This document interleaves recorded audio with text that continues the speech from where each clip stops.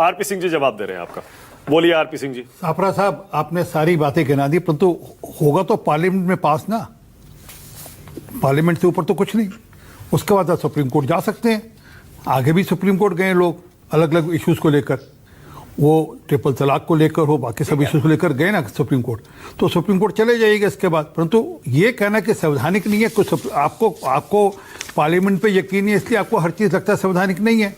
क्योंकि आपके यहाँ तो बिल पहले सोनिया गांधी जी के घर पे जाते थे, वहां से मोहर लगती होगी, फिर पास होते थे। यहाँ तो बिल पार्लियामेंट में पास होना, उसमें क्या दिक्कत है? नहीं, ये गलत है। सर आप देखो, मैंने टोका नहीं, अच्छी बात है सापरा साहब। मैं भी बोल सकता हूं कि ये बिल सापरा साहब, आपने बड़ा कुछ बोला, मैं टोका एक बार नहीं टोका, मैं आपको, आपने गुरुद्वारा कमेटी तक को बीच में लपेटिए, मैं टोका नहीं आपको।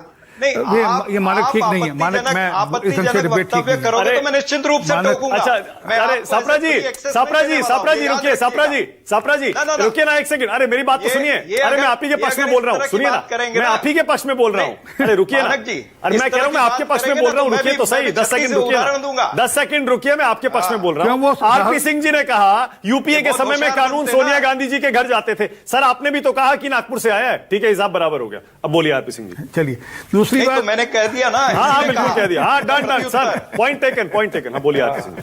सबको पता है जिस भाषा में बोलेंगे उसी में ठीक है। सापरा साहब, वो राहुल गांधी ने बिल फाड़ दिया था बाहर, और मनमोहन सिंह जी की हिम्मत नहीं हुई थी उस बिल के बाद बोल पाते, वो जो बिल फाड़ दिया था बाहर। तो सबको देखा है, वो प्रत्यक्ष को प्रमाण की जरूरत छोड़ा जी, सबके सामने है। अब मुद्दे पे हाँ, मैं मुद्दे पे भी आ रहा हूँ, मैं मुद्दे पे भी आ रहा हूँ। आप मुसलमानों की जमीन छीन लेंगे। एक मिनट सर दे दीजिए, एक मिनट। मैंने सब इनकी सब बातें लिखी, मैंने बोलते इन्होंने एक बात कही, देश के गद्दारों को गोली मारो सारों को। मैं कह रहा हूं सर, देश के गद्दारों को गोली मारो सारों को। मैं कह रहा हूं, नहीं, मैं कह रहा हूं, देश का गद्दार मतलब जो देश के खिलाफ काम करेगा। मुसलमान नहीं है उसमें, कृपा कर हाथ जोड़कर कहता हूं। ये आप लोग थे जिन्होंने खालिस्तान की बात कर सिखों को खालिस्तानी बना दिया था, और 30,000 सिखों को, देखो ये अच्छी बात नहीं, देखो ये बोलिए 30,000 सिखों को आपने पंजाब से गुम करा दिया, गायब करा दिया, गोली मरवा दी थी, और दिल्ली के अंदर 3,000 सिखों को यही कहकर गोली मारी थी, देश के गद्दारों को गोली मारो सारों को, टायर डालो सालों को। ये आपके नेता के वर्णन थे, और आपके नेता ने कहा था जब बड़ा पेड़ गिरता है धरती हिलती है, तब यही भाषण था। ये आपकी भाषा है, हमारी भाषा नहीं है। दूसरी बात, आपने अभी कहा कि देवस्थानों और गुरुद्वारों के साथ आपने कंपेयर किया। सर देवस्थान और गुरुद्वारा मैनेजमेंट के लिए, देवस्थान को मैनेजमेंट के लिए है। राम जन्मभूमि की जो ट्रस्ट है, राम जन्मभूमि को मैनेजमेंट के लिए, जो मंदिर को मैनेजमेंट के लिए। आपकी जानकारी के लिए कलकत्ता हाई कोर्ट का फैसला पढ़ लीजिए, जहां उसके ऊपर सुप्रीम कोर्ट की रेटिफिकेशन पढ़ लीजिए। उसने कहा ये Waqf board is a property management trust. Waqf board कोई मस्जिद नहीं चलाता, वो मस्जिद को जगह दे सकता है पर मस्जिद चलाता नहीं है वक्फ बोर्ड। ये बात का फर्क समझिएगा। और दूसरी बात, आप कैसे बोलते हैं, आपने कहा होता नहीं। आजम खान साहब तो कुंभ मेला के इंतजामिया मंत्री थे, वो तो सारी मैनेजमेंट उन्हीं के पास थी, आजम खान के साहब के पास 2013 के अंदर। किसी ने कोई ऑब्जेक्शन नहीं उठाया, क्योंकि वो मैनेजमेंट था, वो कुंभ का मैनेजमेंट था, कोई मंदिर का मैनेजमेंट नहीं था। हालांकि वो रिलीजियस मैनेजमेंट था, फिर भी किसी ने ऑब्जेक्शन उठाया। परंतु क्योंकि आपको समाज को बांटना है, समाज को बांटकर देखना है। और एक और जानकारी आपको दे दूं, आपने कहा झगड़े की बात, कोई मैं अभी देख रहा था, लगभग 58,861 मामले हैं कोर्ट के अंदर, जिसमें से 31,000 से ऊपर मामले सर मुसलमानों के ही हैं जो झगड़े के हैं। वो कोई ऐसा नहीं है, और बाकी हिंदुओं के भी हैं। तो इसलिए 11 जनों के बोर्ड में 2 हिंदू भी रहेंगे तो क्या फर्क पड़ेगा जी? क्योंकि प्रॉपर्टीज तो अगर पार्लियामेंट की चर्चा वो अपने कब्जे में मानेंगे, पार्लियामेंट हमारा है।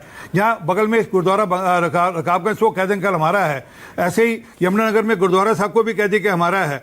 तो उसमें दूसरे लोग रहे, अपनी बात कर सके, पर मेजोरिटी तो अच्छा, जहां मान लीजिए फंस गया और कोई कागज नहीं मिले, रिजॉल्व नहीं हुआ मामला, तो वो जमीन सरकार ले लेगी? आरपी सिंह जी, नहीं, एक मिनट, पहली बात तो रेट्रोस्पेक्टिव नहीं है। मतलब ये आज से, अब बिल पास होने से पहले का जो मामले है, उस मामले को ये इंटरफेरेंस नहीं होगी जी। ये भी बड़ा स्पष्ट कर दीजिए, क्योंकि ये भी जानकर डुगडुगी बजाई जा रही है। और एक और बड़ा स्पष्ट कह दूं जी, ये जो कांग्रेस और बाकी साथी लोग हमारे कर रहे हैं, पार्टियों के, ये कर रहे हैं कि मस्जिदें ले जाएंगे, उठाकर घेर ले जाएंगे, मस्जिदों का मैनेजमेंट ले जाएंगे। एक भी, मैं आज कह रहा हूं, पार्टी का प्रवक्ता होने के नाते कह रहा हूं, एक भी मस्जिद कहीं भी सरकार के पास नहीं जाने वाली, एक भी कब्रिस्तान सरकार के पास नहीं जाने वाला। कौन सी जमीनें जाएंगी? तो ये वो जमीनें हैं जिनको अहमदुल्ला खान ने कब्जे कर रखे थे, जिसपे यासीन मलिक ने मॉल बनवा लिया था, जिसपे ऐसी जानकारी, मुझे पक्का नहीं, पर ऐसी जानकारी आती है कि शायद ओवैसी साहब ने कुछ बड़ी बड़ी बिल्डिंगें खड़ी कर ली हैं, ऐसी जानकारी आती है। मैं उसको भी जानकारी भी, मैं गूगल सर्च मार रहा था, वो भी जानकारी आ जाएगी, पर ऐसी जानकारी आती है।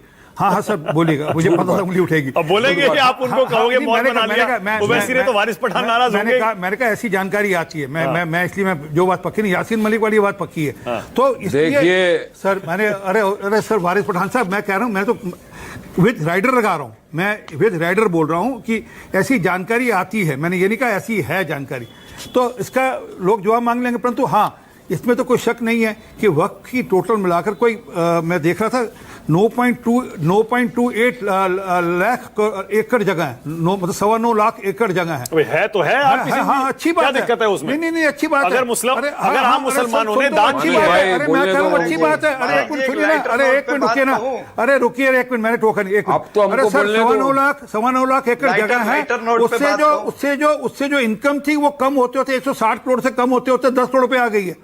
और जो कि सच्चर कमेटी की रिपोर्ट पढ़ लीजिए, उसका पन्ना नंबर 123 है 126 है, शायद मेरे ध्यान से ठीक से याद नहीं आ रहा, परंतु उससे वो कह रहे हैं कि इससे जो आय होनी चाहिए वो 12,000 करोड़ रुपए की आय हो सकती है। इससे अगर 12,000 करोड़ रुपए की आय हो तो कितने हॉस्पिटल सब खुल सकते हैं। तो अभी कितनी हो रही है आरपी सिंह जी? कुल मिलाकर जो लास्ट डेटा है 10 करोड़ का है। 10 करोड़, और जो कि आज से तो कहां जा रहा है ये पैसा? आज से 6 साल पहले तक 166 करोड़ थी जी। तो ये पैसा कहां जा रहा है? अब वो पैसा हो कहीं ना कहीं इस्तेमाल हो रहा होगा, कहीं ना कहीं किसी धार्मिक काम, किसी एक सामाजिक काम के लिए, परंतु आप सोचिए नहीं, वो जो पैसा आ रहा है वो नहीं, जो नहीं आ रहा वो कहां जा रहा है? वो बताया ना मैंने कि बड़े बड़े लोगों ने मॉल बना लिया उसकी जगह, और वहां पर उनकी जगह एक नॉमिनल सा किराया देते होंगे, अपनी जगह एक नॉमिनल सा किराया देते होंगे। और ये जो बार बार शरारत होती है ना, कुंभ की मेले की जगह भी हमारी है, पार्लियामेंट भी हमारा है। ओके सापरा जी, छोटा सा जवाब, ये ठीक, उसके बाद आगे सापरा जी बोलिए जल्दी। और सापरा जी एक मिनट, सापरा जी एक सेकंड, सापरा जी एक मिनट रुकिएगा। आपने आर्टिकल 25-26 की बात करी, आपने आर्टिकल 25-26 की बात करी, उसमें कहीं भी चैरिटेबल ट्रस्ट की बात नहीं है, उसमें कहीं भी ये नहीं लिखा कि कोई ट्रस्ट अगर अपनी प्रॉपर्टी मैनेजमेंट करती है कि उस पर अधिकार नहीं हो सकता। हाँ धार्मिक स्थल, धार्मिक छूट है, परंतु ये गुरुद्वारा मंदिर मैनेजमेंट वाला काम नहीं है। इससे आप आर्टिकल 25-26 का हवाला गलत दे रहे हैं। ठीक है, ओके सापरा जी बोलिए, उसके बाद आगे। नहीं बोलिए सापरा।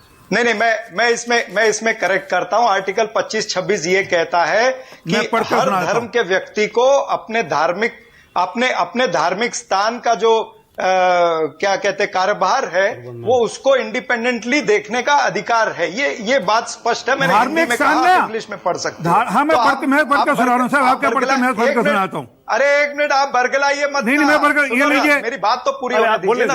मेरे article 26 falls under right to religion, article 25-28 specifically addresses the collective right to religion. एक एक करके हाँ बोलिए सापरा जी। मैं तो पढ़कर सुना रहा हूँ कानून को। आप तो कानून की किताब लेकर घूम जाए, अरे आरपी कोरी सी किताब लेकर घूम जाए कानून की, संविधान की कोरी सी किताब लेकर घूम जाए। आरपी सिंह जी रुकिए ना, अगर आप स्टूडियो, आरपी सिंह आप स्टूडियो में बैठे हो इसका मतलब नहीं कि बहुत ज्यादा होशियार हो। मेरी आवाज स्टूडियो से भी ज्यादा आ सकती है, ज्यादा होशियार मत बनो, समझे?